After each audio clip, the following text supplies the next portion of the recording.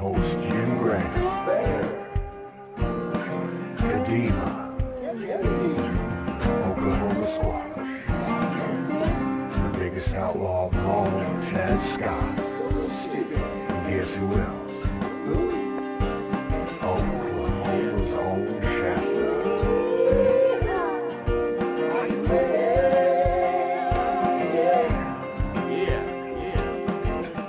BigFoot Outlaw Radio.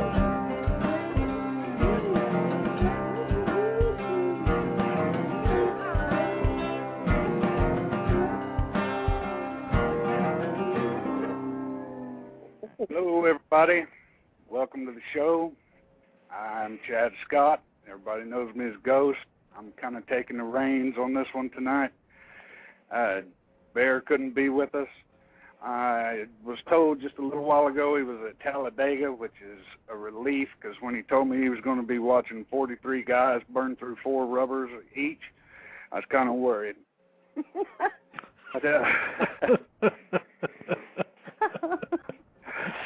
You ain't right. Our other hosts here tonight are Shasta, of course. Kelly will be manning the chat room and the phone lines. Matt will be calling in a little while. He's a little tied up at the moment. Our guests tonight are Dan the Man Ricky and Tim Kubo Baker, a couple of the most underestimated guys in the field. Tonight's show, we're just going to kind of do a roundtable discussion. A little bonus for all the listeners, the phone lines will be open throughout the entirety of the show. So if you have any questions or topics you want us to discuss, call in. We'll be glad to give them a run. Yeah. I just wanted to also let y'all know, I've kind of put it up in the chat, me and the Dano here are kind of, the storm alarm's going off. We kind of are surrounded by supercells, and we're hoping that we don't lose power or anything, but we just kind of wanted to give everybody a heads up that we got us a backup plan kind of maybe in order. So you may be hearing some booms out there, and hopefully the baseball-sized hail won't get here. You want my car to be out in it? No. Well, back to you, Mr. Chado. Let's go ahead and get the ball rolling. We'll start with an easy topic, but one that everybody kind of wonders about. Kumbo, what is it you think makes these creatures so curious about what we're doing?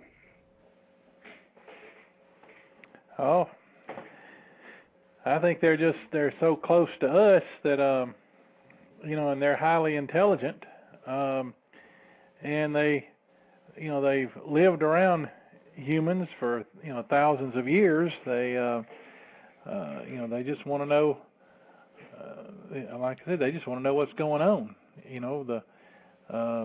They probably don't have enough intelligence to fully interact with us, but enough to, that they've got that innate curiosity to know. We want to know what all's going on in their territory around them.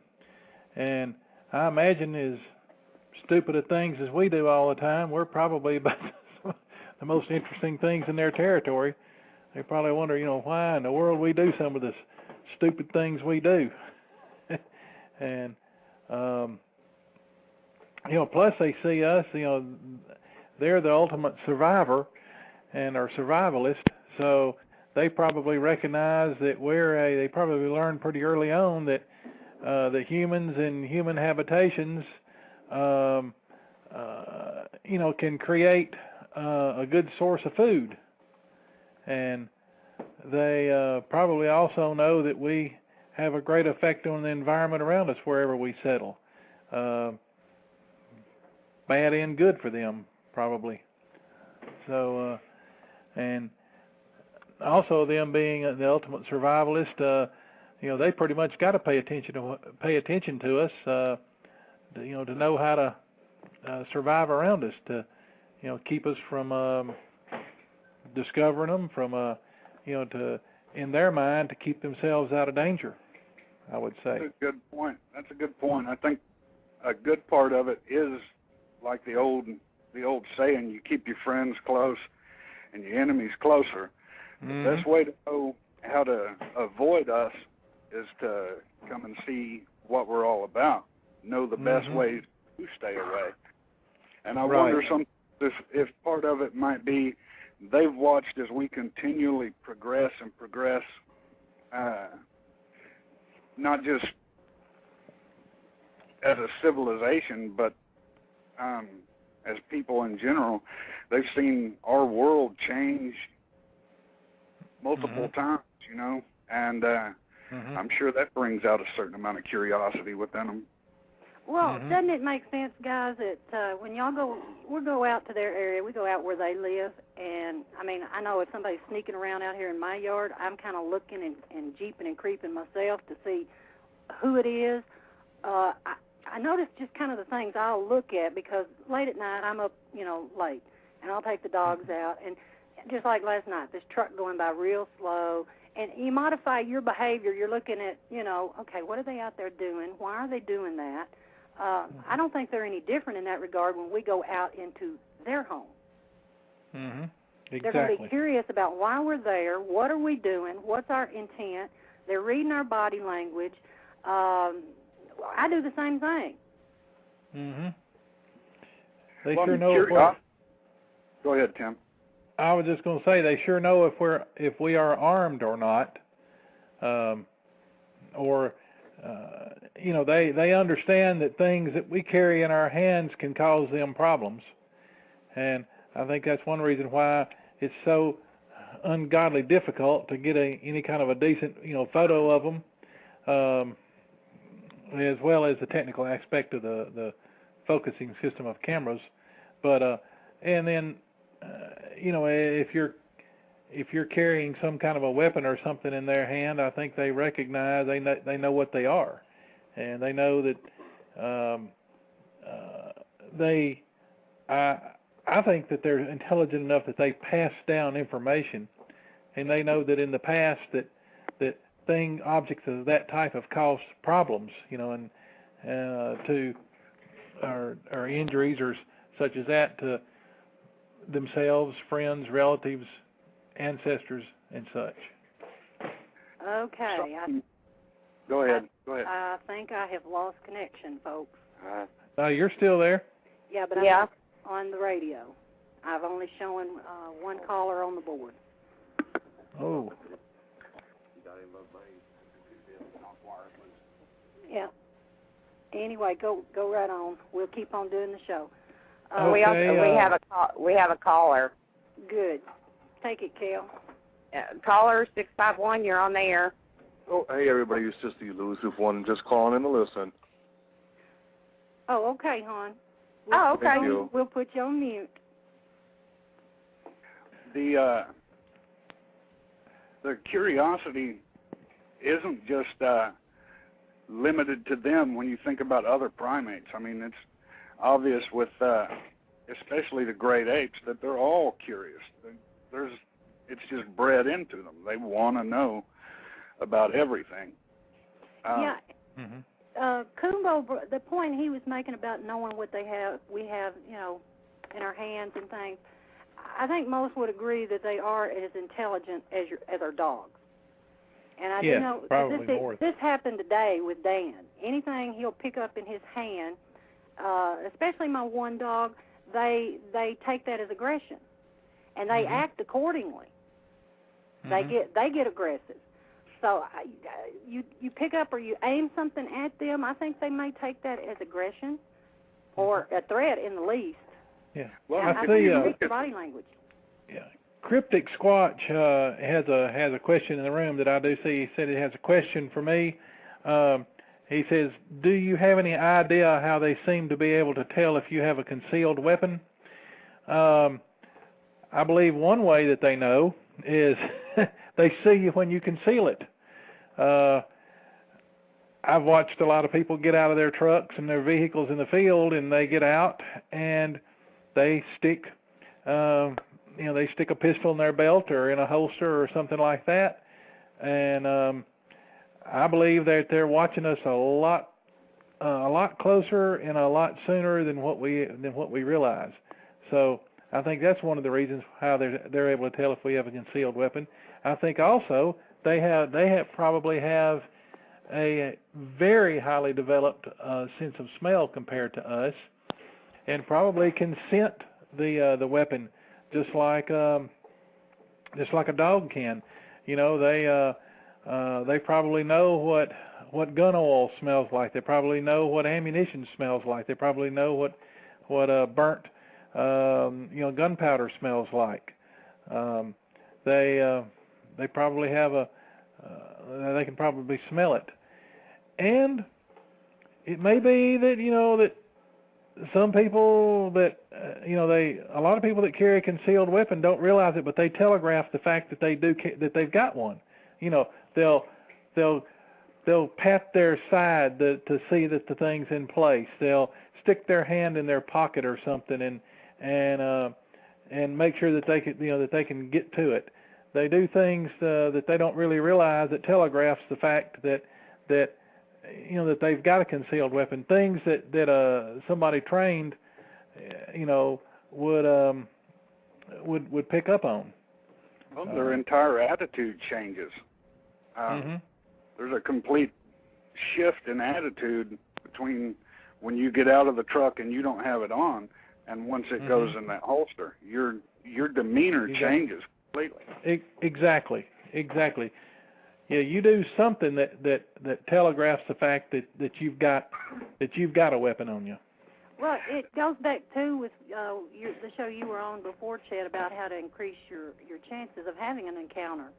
Is you go in a peaceful mode. You're going out there to just enjoy and be a part of. Exactly. Whereas if somebody that is going out there and that is their intent and their purpose, or if they were hunting one, or if they were whatever, their demeanor or their attitude would definitely affect, I think, how these creatures would respond to them. And the curiosity factor would just kind of go up through the roof, because they don't know what you're there for. What's your purpose and intent? And I think that's what they want to determine first. What's your purpose? What's your intent? Then if you're entertaining enough and harmless enough, then they want to watch you a while. Yeah. We have another caller, y'all. Okay. Alrighty. Hey, Henry, you're on the air. Hello. Hello, Henry. Hope y'all are doing okay tonight. I would want Dano and Vicky to be careful. I know y'all are having some nasty storms up there. We are trying, Henry. It's Or kind out of there. looking bad. Yeah, I know. Well, it's just 5 days till the 21st Annual Ohio Bigfoot Conference and Expo. I've seen that. I know y'all are going to have a wonderful time. Yeah. Lots of good people Yeah, up here going, too. I see that on the Facebook and on the MySpace and stuff, and I know y'all going to have a great time. Yep, they got Diane Stocking and Billy Willard and Doug Hychick, the producer of Monster Quest, speaking. Well, Speaking of Monster Quest... Go ahead, Henry. What's that? I said, was you going to take plenty of pictures? Oh, yeah, definitely. Can't wait. But, yeah, speaking of Monster Quest, there is an episode this upcoming Wednesday called Mysterious Ape Island, which examines the Sasquatch on Vancouver Island up in British Columbia. I always look forward to those. I enjoy the show. Yeah. I really do enjoy the show. Ask Bill. Yeah, I do too. Ask Bill if he knows when Destination Truth's coming back on. He has not said anything. Well, now, I count on Bill for that. Yeah, we all do. I'm surprised I'm surprised he's not calling in, or maybe he is on the line or something. I don't know. No, he hadn't called in yet, I don't think. No. But yeah, apparently Dr. John Bindernagel, I think, is going to be part of this episode that's coming up on Wednesday. He lives on Vancouver Island. And also, there was an article about 2 months ago about a podiatrist, I think he's from Indiana or somewhere. He went up to Vancouver Island to visit with Dr. Bindernagel and to examine his casts, his footprint casts. I mean, obviously a podiatrist would have more, experience with the foot, obviously. Right. Well, this ought to be a really good episode. Yeah. And to answer Abe's question, I'm going to try and get the film during the conference. But they're talking about rain on Monday, the next Monday, so I don't know if I'll be able to get out then or not. Well, when are you going up? I'm leaving from here Thursday night. Well, you be careful up there. Oh, I will. And watch out now for John. I seen all that cutting up in the chat. Yeah. And then of course you come up coming up in less. Henry, you're cutting out, hon. Uh-oh, Henry, it went away, buddy. Yeah. Henry, you still with us? I gotta close my chat. It sometimes interferes with this thing. Anyway, yeah, you got the Yakima Bigfoot Roundup coming up in about 3 weeks out at Running Springs Ranch. Yeah, at Running Springs Ranch, Natchez, Washington, where, let's see, it's honoring Bob Gimlin, who's speaking, along with John Bindernagel, Jeff Meldrum, trying to think who else. A fellow all the way from Russia, Dmitry Perkolov, Derek Randalls, Scott Nelson, who has been examining the Sierra Sounds for Ron Moorhead. He's going to be there. I caught him on matter of fact, he's just been added as a speaker to the program, so that'll be a great lineup. That should be, yeah. And then Chris Murphy is going to be speaking. Kathy Strain and Bill Munns is going to do analysis of the Patterson Gimlin film. He's a special effects makeup artist who's worked on Hollywood films, and he's going to do an analysis on the PG film. Wow, that sounds like that's going to really be a great one. Are you going to that one? Oh yeah. Well, now you've got to take lots of pictures. I will, fan. Definitely. I love pictures. Yep, and I will post them on my Facebook page too. Well, Henry, we'll be looking forward to it. And also, when you get back, all right, we do the show. You be sure and call in and let us know how it went. Oh, I sure will. All righty, hon. All right, y'all have a good one. You too, Henry. You Thanks too. for calling. Okay. Bye. Bye. See you, Henry. Kel, we got anyone else on the line, hon? Nope. All righty. Well, guys, where were we? Kumbo, you had mentioned that they could smell the gunpowder, the cartridges, the gun oil, and things like that, which I'm sure brings up the next question for people, which would be, well, just how the hell do they know what that smells like? Probably from being shot at. I was going to say the answer for that is really obvious. Yeah. Several of them have been shot at.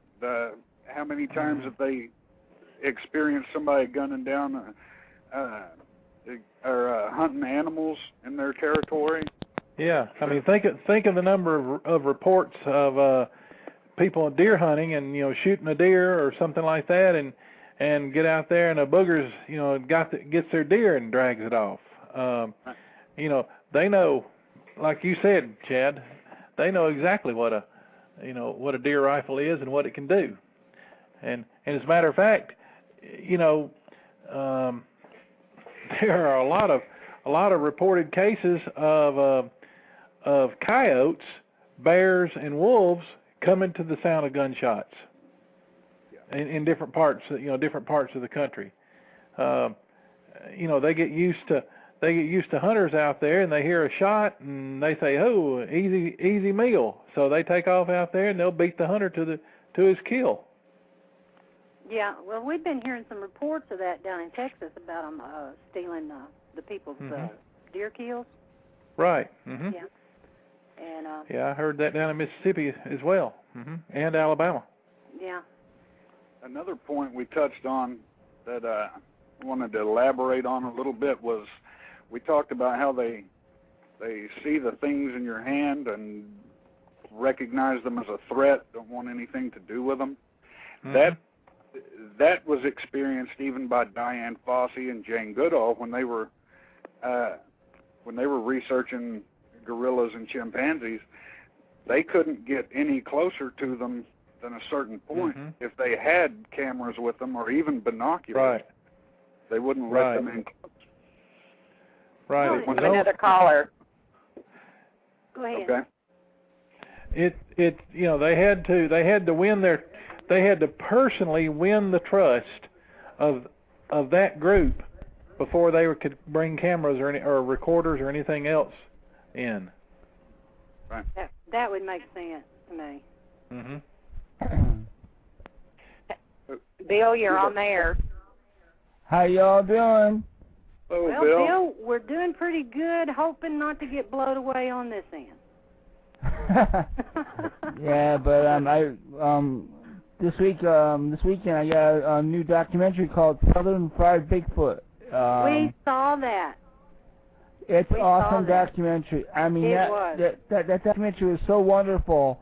It's a must for anybody's Bigfoot DVD library. I mean, I ordered it through the documentary channel, so I got a different copy without the artwork cover on it. But I said, the heck with it. It's still the same documentary, you know, and it was beautiful. It had bloopers in it and stuff. I thought, you know, they did a really wonderful job on it. It was just, you know, just really good. We caught it on some, I don't know what off channel lightning. We caught it on some off channel, and we had never seen it before. So, you know, most of us out there have seen all the Bigfoot documentaries, and so it was a real treat. Like, hey, we haven't seen this one. We really enjoyed it.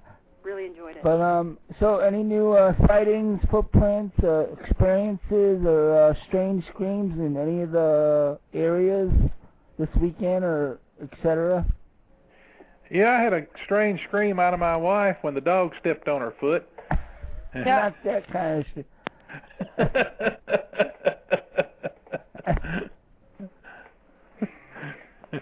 Nothing up here in North Missouri that I've heard of. Okay. I believe Dan might have heard something. Dan? Yes, Randy, our good friend Randy, had called and said something about his mother's house, which had been a scene of previous activity some years back. She come home from church or something and noticed that the screen had been tore off the window, and the inside of the house was rather like boxes had been moved around, things had been moved, enough to concern her to call the police and have them come out and check, you know, for footprints and whatever, you know, see if something had been stolen. I guess nothing had been stolen, but just another strange occurrence at this person's house. And that's I'm looking forward to Monster Quest on Wednesday. I didn't see if they have the trailer for it on YouTube yet and stuff, but that's gonna be a great segment and stuff. Yeah, I'm looking forward. Like I told Henry, I'm looking forward to that. It's always I love watching all of it. Oh yeah, definitely, and. You know, I mean, in August, everyone into the world, you know, don't let those Georgia hoaxers get to y'all. I mean, you know, if they do something to us, you know, let's be vigilant. Let's not go all bonkers and go be like, you know, flip out. You know, when they do something, you know, hopefully we, you know, are doing something, you know, going to see a good movie, or, you know, some wonderful things come out about Bigfoot and stuff like that, like books, documentaries and stuff like that, and You know, maybe those 2 will get, or 3, whatever, go in jail or prison. You know? Yeah. We've already forgot about them. Yeah, but, you know, it's like the Bible says, keep your enemies closer or whatever, something like that. And what it is, you know, I figure just it is. I keep track of their movements, you know, because just like that, I know I'm not alone, because it's like that, you know, people just getting fed up with them. It's just like, you know, I feel like I want to call Fox News or CNN and tell them to not to have them on there, you know. But hey, if they have them on there, they have them on there. But there's a lot of good movies coming out this summer, real good movies. Halloween 2, H2, and a couple other good blockbusters that are coming in, you know, and you know, so I mean, well, a lot of good movies coming in the movie theater. Hey, we did have one thing happen another thing happened out on our farm down in Alabama. My brother-in-law and my sister and brother-in-law have a trailer out there that they stay in on the weekends. And brother-in-law asked me here, recently, fairly recently, about out there. There's a lot of rocks and stuff in the yard and along the edge of the road that comes up there to their house, and they pick the rocks up and stack them. He stacks them up next to a telephone pole that's out there, or a power pole, and he'll come back later, and all the rocks will be scattered around the ground. And then he'll come back a little while after that, and they'll be stacked up again. And you know, sometimes Henry, I gotta say, I'm sorry, Henry, I gotta say something to you. I'm sorry. No, he was sometimes some people have to vent about that, Henry, you know, because it's just a point that if they do hit us in August, we have to be one step ahead of them and basically, you know, show them that we could be vigilant and more powerful than them. And that's my statement for you and people in the chat and everybody all over the world. Amen. That is so true. You know, that's what it is, you know. I mean, I listen to, you know, a certain person's show every week just to keep track of his movements, you know, and I know you probably guys do too in a sense once in a while, and it's just like that, you know. I mean, I know other people do in certain forms, and, you know, it's just like that, you know. That's what you have to do because, you know, look what they're going to do to us in August, you know. I mean, it's just, you know, you have to, I mean, believe me, I have better things to do than watch those guys, but basically, you know, you have to just keep an eye on them. Yeah, I know it's time to move on, Henry, but after August, it will be definitely time to move on. Amen. All right, I'll let you guys go, but thanks for answering my questions and stuff, and I hope other people call in. Thank you, Bill, for calling in, hon. Bye-bye. See. Dan, you mentioned about them coming in that lady's house. Yes. What do you think motivates them to come inside? I mean, curiosity is one thing, but what motivates them to come on in the house? I really don't know. It's you know, curiosity. I'm sure of it. It's something else involved here. I don't. Maybe searching for food. I don't. I've heard reports over the years of you know, things being taken out of freezers and ice boxes and things like that. But this is really escalating over there. We need to go over there and really work on this, I guess. I think I posted pictures. I don't know if y'all, most I'm sure everybody's seen them, but posted pictures of where it destroyed a storage building out in the backyard, ripped off the particle board walls that was around and took stuff out and strewed it all over the yard. Now it's moved up to where I believe it took the screen door off, or the screen off the screen door here last week or 2 weeks ago, and then again it's come back and it's taken the screen off of the window. And apparently must have got inside. They could have, of course, been humans, too, as far as that goes. Yeah, they, this particular place, it has the building, they just kept breaking into the building, and it had also taken a rake. And I had put pictures up of that rake. We all know how hard that, the end of the rake is, the raking part. And they had, it just like something had got hold on each end of the metal part of the rake and bent it down. And they'd love to go in there and scatter. All right, we're all here. Okay, we rolling. Back to it. Okay. What were we talking about when we left?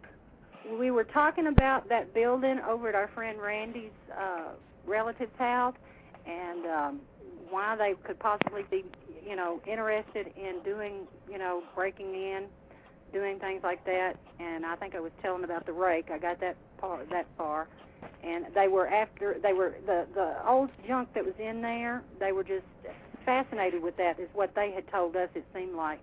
And now they tore the screen off of the house, and there was boxes in this room that had been scattered around. Nothing was taken, just I gather rummaged, knocking the boxes around.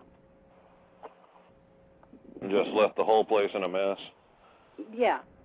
I hadn't had a chance to really talk to Randy yet about it. He had emailed me, and we definitely do want to get over there and get that checked out, because when we checked out the building a few years back, it was very interesting. Oh, this is the same building that got a hole torn into it? Yes, yes, same location. Well, that is weird. I wonder why. I guess maybe they figured they had messed with the building once and not gotten caught. Why not mess with it again? But exactly. That's kind of interesting that they picked that specific target and they're not taking anything out of it. Well, Matt, this is not the building. This is into the main house. Oh. And the main house I itself. forgot part of the other was they hear things walking around up on the roof. I believe Randy said he'd heard something while he was there on the porch. They could hear it walking around up on top of the house, whatever it was. I don't know why he didn't go check it out. I mean, that's what I would have done, but yeah, right. Now, one would assume that if you got one walking around on the roof, it's not one of those 12-foot tall 800-pounders. No. Exactly. So I'm thinking we're going to go back to what I call gangbangers. I mean, for a better description, these younger ones, teenagers, say. Exactly, one of the juveniles. And they're wearing their hat on backwards and baggy pants, and they're kind of hard to control. You know what I'm saying? Mm-hmm. Coming into their own. Yep. Which brings up an interesting question. Is the majority of this curiosity the younger ones?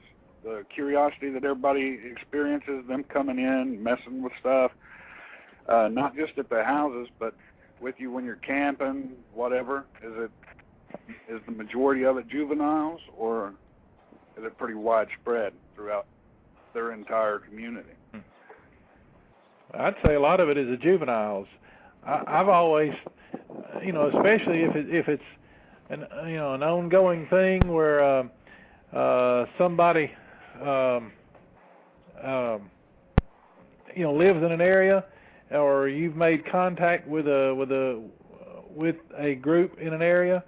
I believe the very first time that you make contact with them, you're probably going to be dealing with the alpha, and after that, they sort of get used to you. The alpha, he ain't got nothing to do with you anymore. He doesn't care, So it's mostly going to be the juveniles and some of the, some of the lower level males that'll be messing around you. Just checking things out and poking around, such as that. The alpha's got bigger fish to fry. I've thought about this mighty long and hard. I mean, I've got my Acme 101, from Wile E. Coyote, but I've thought about this. If you've got a younger set of them, 3, 4, 2, I call it counting coup. as the Plains Exactly. tribes did. Mm-hmm. Now, how would you increase your stature within a group of these fellers, critters? If you were young, would you, the dare is, I dare you, I double dog dare you, I'll triple dog dare you to go up there and get in that cooler while them people are sleeping tonight and see what's in there. I kind of think there could be a lot of that sometimes, trying to profile how they would think.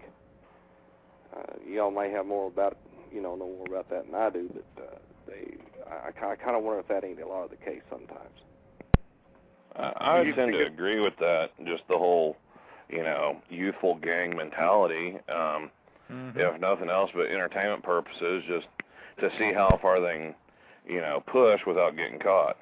I know down there where me and Chad have researched a lot down there in Sulphur, every time we've gotten messed around with just sitting at camp, we haven't had one just walk right up in there next to the campfire with us, but seeing them run down the trails and seeing the shadows and everything, they haven't been large ones, but it has been a small group of them.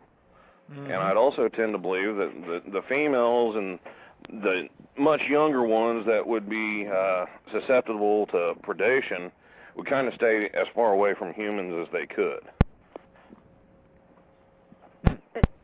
Cool. Well, that would make sense to me. Older ones know better. Yeah, and talking about counting coup, Vicky and Kelly, things like every time we go down there to those particular Indian mounds that we've been to several times, it's the little ones that come up there or the younger ones that come up there and count coup on us. That sneak right in there in amongst us. Oh, yeah. That particular area is a very unique area, and I'll never forget when it was Dan and another friend of ours, Daniel, y'all know who I'm talking about, and we were all there, and we were getting ready to go, and they said, well, what about so-and-so back there? Actually, Dan can probably tell this better than I can. And we said, well, y'all were the only ones back there. And I said, well, no, there was someone else back there. And we said, no, there wasn't. Everybody stayed up here. Only you and Daniel were back there. And they both looked at each other. And you can take it from there, Dan. Well, there was there at the Indian Mounds. Me and Daniel had walked down the road, back toward the road, kind of dead ends into the woods there.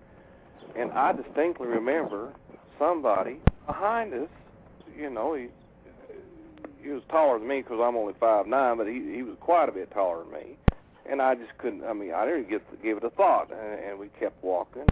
And when we come back, we heard a tremendous, something like jumped out of the ditch and ran off over there where, Tim, you had photographed that one in the tree, or, that you thought was in the tree.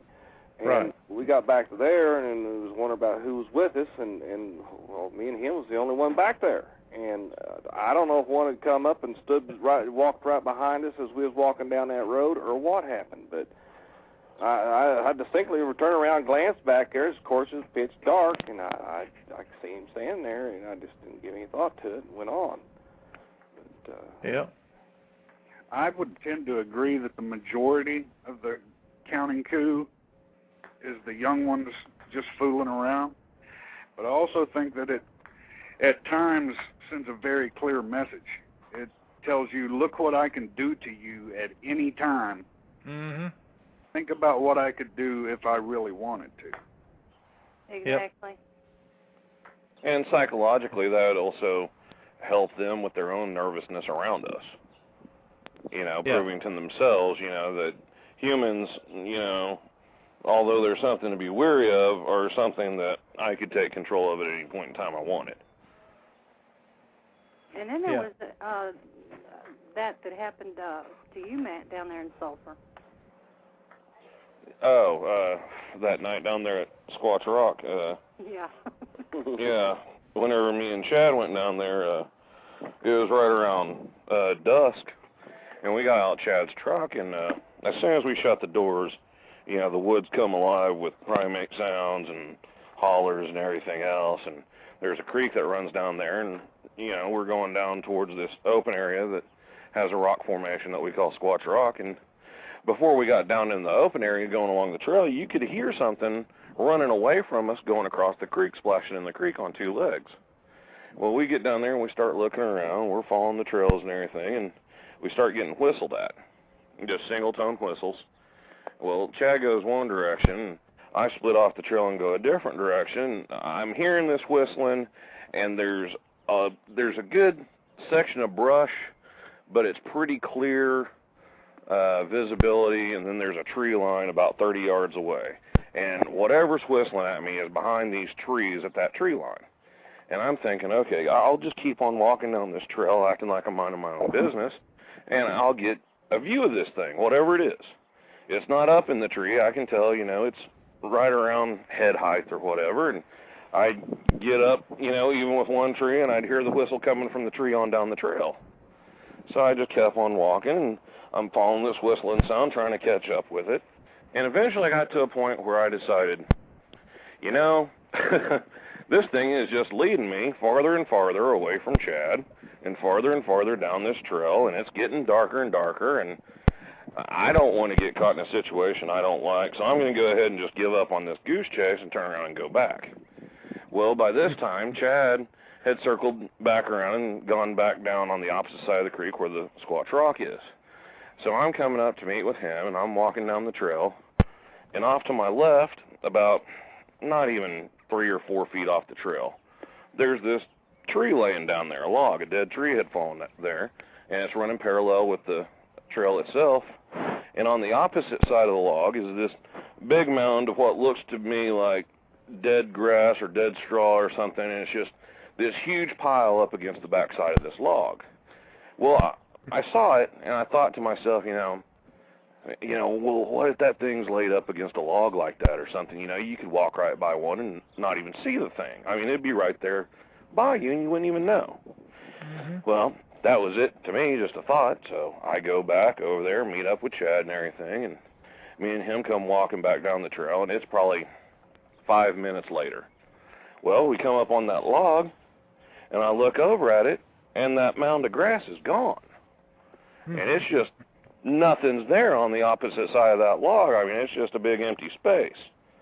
And I know, you know, my mind wasn't playing tricks on me or anything. I know what I saw because I had a walking stick with me at the time, and I was actually thinking about poking the mound of grass. And now I'm kind of glad I didn't, because there's no telling what would have happened if one had popped up on me like that. I think, you know, he would have left a puddle underneath him and me both. Yeah. And I don't know that, you know, once again, who knows, but it's just things like that. You know, you find these situations you're in where a stump moves or a rock's not there anymore, and it just leaves you scratching your head. Uh-huh. Or a real good example of them counting coup on us in Sulphur, we would be out there camping, and there would be no one else in that entire park camping out. Because of the time of year it was. And when I say no one, I mean no one. Nobody there. But we'd go lay down and wake up, and the lantern would be off. Well, you don't think much about it. Oh, I'd run out of fuel. But we'd check, and it'd still be full of fuel. And it had actually been turned off. The knob was turned off. Well, if there's nobody out there but us, and I didn't turn it off, and he didn't turn it off. Did y'all find any tracks? Not that time. We found our tents were bumped up against each other with just maybe 6 inches of space between the two tents. And we woke up one morning, and between those two tents, halfway in between them, was one footprint, and the other one didn't hit till behind the tents, where it stepped between the two tents and never woke anybody up. And Dan and Vicky both, you've been camping down this same spot we're talking about. That ground at those campsites isn't the easiest thing to leave a track in. No, it's not. And this was, you know, clear visibility toes. You couldn't have ever cast it because it wasn't sunk in the ground, but you're talking hard-pressed, compact soil with sand thrown on top of it. And, you know, to leave a track in that stuff, I mean, we walk around there all the time in boots and moccasins and flip-flops and sneakers and every kind of shoe you can think of, and when you can't even see a footprint in it. No. This is the kind of place. This is the kind of place to give you, just to give you a clear idea. This is the kind of place when you go, you judge how the ground lays, so that you can face your tent just the right way, that when you get up in the middle of the night to pee, you can just pee out the front of the tent.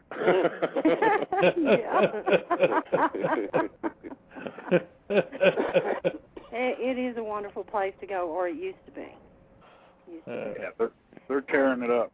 Well, I know Dan, he was at this other area, and I remember they had been out doing what they do, and he had told about he was so tired. It'd been raining, and he just finally said, "I'm give out." So he got in his tent and he passed out. And so take it from there, Dano. Oh yes, that was one of the hunts we was having down in Louisiana, and we had been raining, mist and raining, and we'd been up for like 3-4 days. They hadn't had any sleep, you know, and cold and wet. And I got to my tent. And said, oh, I'm going to enjoy this, and got in there in my sleeping bag. I swear I could have wrung water out of it. It just was so humid and rainy, and I said, oh, heck with it. And I just crawled in there with my clothes on, and pretty soon it warmed up, but I went to sleep. And it was during the middle of the night, I heard something walking around my tent. I heard definite footfall splashing some muddy water, you know, right there within about 2 foot of my head. It woke me up. And I thought, oh, that must be somebody, you know, got up. Why are they getting up there and walking around my tent? Because I was kind of away from everybody else's. And I didn't give any more thought, and I just went back to sleep. When I got up and got to thinking about it. And I thought, oh, see if there's any tracks around there where my head was. And I walked up there, and, yeah, I could see kind of a large impression of a foot. And I thought, well, it could have been one of the guys walking around here. And a friend of mine, Dennis, he seen me, and he says, the funniest thing I remember is he looked at me and he says, don't worry, I heard it too. And so I guess there was something walking around the tent that night. Yeah, I think it's safe to say they do come into your camp at certain times, or maybe not all the time, but there's enough reports and things about them that I would say that they do come into your camp after everybody goes to bed. The problem they have with all of us is that we don't go to bed usually till daylight. Well, that tells me another thing about these creatures is that they feel confident to come in and around your tent. Evidently, their hearing must be tremendously good because evidently, when people are sleeping, they give off the sleep breathing, is what I call it. You can, you know, they can tell when people are asleep, and then they can know when to come in. Otherwise, if everybody's sitting around playing cards, they wouldn't come in. Mm-hmm. Yeah, in that mound of grass that Matt was talking about, that brings back a story. And Tim, I believe you're the one that posted this story about the young Indian girl that was. Yeah, my great-grandmother. Okay, and what did he do? You take it from there, because that just kind of makes me wonder. Well, supposedly she was out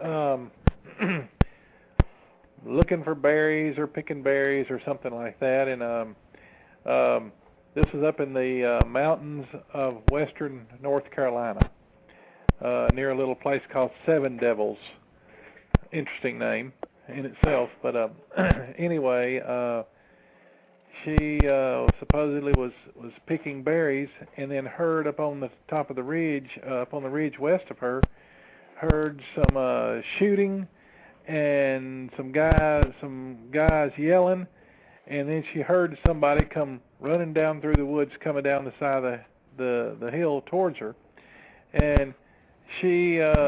This was back in the late 1800s, I think it was in the 1880s, and that was not a good time for a Cherokee Indian squaw to be caught out by herself by white guys. And it was, you know, only the white guys usually that had guns and hunted in groups like that. And so she hid.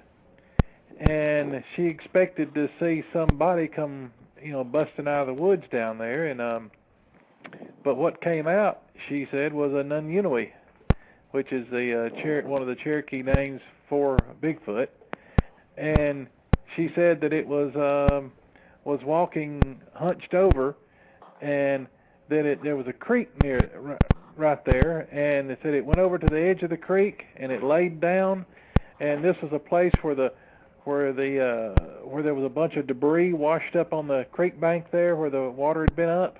There was just a lot of debris, sticks and leaves and stuff wadded up there. Said it laid down in that and covered itself up, and laid down almost like right in the edge of the water, and then drug a bunch of that stuff in over the top of it and covered itself up. And she laid there a minute, trying to figure out what she was going to do, and then she did hear voices coming down the hill, and she decided that they were far enough away that she could that she could get out of there, so she did. And she got out of there. Well, she told her brothers about it, and they came back later looking and didn't find anything. They found the place where it had been, but it was gone. So they will hide very effectively using whatever is around for camouflage, when they want to. Well, guys, and that goes right along with Matt's experience there. Guys, we're up here at the top of the hour, so I want to do a shout out real quick, and I'd like to also remind everyone to sign up for our contest. The details are on our MySpace page, our Facebook page, and on our Blog Talk page. And I'd also like to encourage all y'all to just go there and add us as your friends, and you can keep up with us that way. And we're still taking calls. The call-in number is 347-324-5347. And I'd like to say hello to Miss Gigi and Billy 240Z, Bill Green, D. Wells, Truth is Out There, Miss Kathy, and of course my own Dan R. And Andy Drew and Bella. I'll be back on later and we'll mobster it up, girl. And Scott A. And we have HBM's Crypto Corner. That's Henry May, John Cartwright. I'll get John some more critters into the farm town thing. And Irish Guy. And let's see here, who else? We have Elusive One, the MNPRT, which it is, I believe it's him that has the birthday weekend. And I'd like to say happy birthday to him, and I hope you've had a great weekend. And hey, Booger Kings, and John West, and Creek, hello Creek, and Great Secrets, Christina, hello, Derek, Cryptic Squatch, Dick, and we have Jordan, Cryptid Hunt Radio, and I'd like to encourage y'all also to go and sign up. Check out Jordan's page. Jordan put up your information in his show, and really get out there and support him, guys. And that's all we have. And so we have a song lined up for you. They just want to know, like I said, they just want to know what's going on. They probably don't have enough intelligence to fully interact with us, but enough to, that they've got that innate curiosity. We want to know what all's going on in their territory around them. And I imagine as stupid of things as we do all the time, we're probably about the most interesting things in their territory. They probably wonder, why in the world we do some of the stupid things we do. And, plus they see us, they're the ultimate survivor and are survivalist, so they probably recognize that they probably learned pretty early on that the humans and human habitations, can create a good source of food. And they probably also know that we have a great effect on the environment around us wherever we settle. Bad and good for them, probably. So, and also them being the ultimate survivalist, they pretty much got to pay attention to us, to know how to survive around us, to keep us from discovering them, from in their mind, to keep themselves out of danger, I would say. That's a good point. That's a good point. I think a good part of it is like the old saying, you keep your friends close and your enemies closer. The best way to know how to avoid us is to come and see what we're all about. Know the best ways.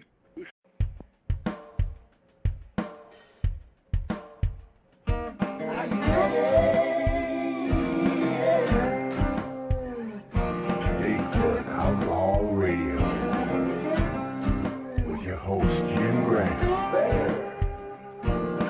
Edema, Oklahoma Squash, the biggest outlaw of all, Chad Scott, and guess who else? Oklahoma's own Shasta.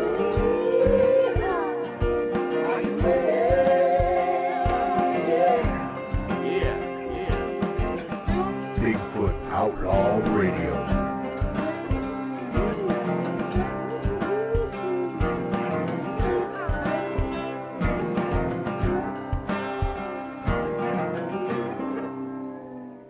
Hello, everybody. Welcome to the show. I'm Chad Scott. Everybody knows me as Ghost. I'm kind of taking the reins on this one tonight. Bear couldn't be with us. I was told just a little while ago he was at Talladega, which is a relief, because when he told me he was going to be watching 43 guys burn through 4 rubbers each, I was kind of worried.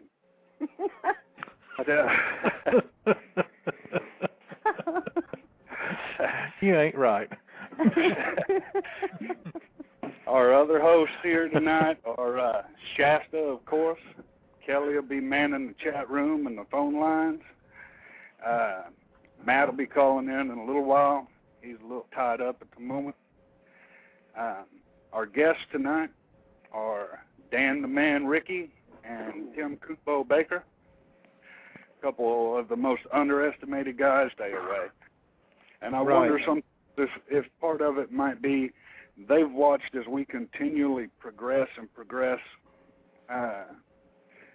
not just as a civilization, but as people in general. They've seen our world change multiple times, and I'm sure that brings out a certain amount of curiosity within them. Well, doesn't it make sense, guys, that when y'all we go out to their area, we go out where they live, and, I know if somebody's sneaking around out here in my yard, I'm kind of looking and jeeping and creeping myself to see who it is. I notice just kind of the things I'll look at, because late at night I'm up, late, and I'll take the dogs out, and just like last night, this truck going by real slow, and you modify your behavior. You're looking at, okay, what are they out there doing? Why are they doing that? I don't think they're any different in that regard when we go out into their home. Exactly. They're going to be curious about why we're there, what are we doing, what's our intent. They're reading our body language. I do the same thing. They sure know. Go ahead, Tim. I was just going to say they sure know if we are armed or not, they understand that things that we carry in our hands can cause them problems, and I think that's one reason why it's so ungodly difficult to get any kind of a decent photo of them, as well as the technical aspect of the focusing system of cameras. But and then if you're carrying some kind of a weapon or something in their hand, I think they recognize, they know what's in the field. Tonight's show, we're just going to kind of do a roundtable discussion. A little bonus for all the listeners, the phone lines will be open throughout the entirety of the show. So if you have any questions or topics you want us to discuss, call in. We'll be glad to give them a run. Yeah. I just wanted to also let y'all know, I've kind of put it up in the chat, me and the Dano here are kind of, the storm alarm's going off. We kind of are surrounded by supercells, And we're hoping that we don't lose power or anything, but we just kind of wanted to give everybody a heads up that we got us a backup plan kind of maybe in order. So you may be hearing some booms out there, and hopefully the baseball-sized hail won't get here. You want my car to be out in it? No. Well, back to you, Mr. Chado. Let's go ahead and get the ball rolling. We'll start with an easy topic, but one that everybody kind of wonders about. Kumbo, what is it you think makes these creatures so curious about what we're doing? Oh, I think they're so close to us that and they're highly intelligent, and they've lived around humans for thousands of years. They are, and they know that I think that they're intelligent enough that they pass down information, and they know that in the past that objects of that type have caused problems, and or injuries or such as that to themselves, friends, relatives, ancestors, and such. Okay. Go ahead. I think I have lost connection, folks. No, you're still there. Yeah, but I'm on the radio. I've only shown one caller on the board. Oh. Yeah. Anyway, go right on. We'll keep on doing the show. Okay, we have a caller. Good. Take it, Kel. Caller 651, you're on the air. Oh, hey everybody, it's just the elusive one, just calling in to listen. Oh, okay, hon. Okay. Thank you. We'll put you on mute. The curiosity isn't just limited to them when you think about other primates. I mean, it's obvious with especially the great apes that they're all curious. It's just bred into them. They want to know about everything. Yeah. Kumbo, the point he was making about knowing what we have, in our hands and things, I think most would agree that they are as intelligent as our dogs. And I do know this happened today with Dan. Anything he'll pick up in his hand, especially my one dog, they take that as aggression, and they act